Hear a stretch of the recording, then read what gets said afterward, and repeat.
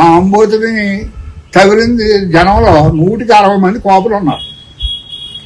ఆడి విధానాలు నచ్చక 60 మంది కోపలు ఉన్నారు. ఎప్పటిలాగే మీ ఆలోచన విధానాలు ఉన్నాయి కదా.